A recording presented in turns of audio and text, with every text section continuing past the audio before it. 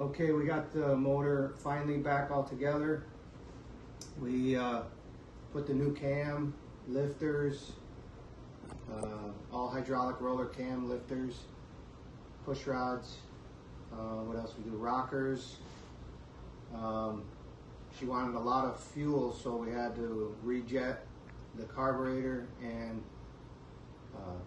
the squirters had to be upgraded, and the accelerator pump was not enough. So the carb's been upgraded and all that stuff. But anyways, we got her running, and she's running pretty good, so we're gonna hear it right now. Ready?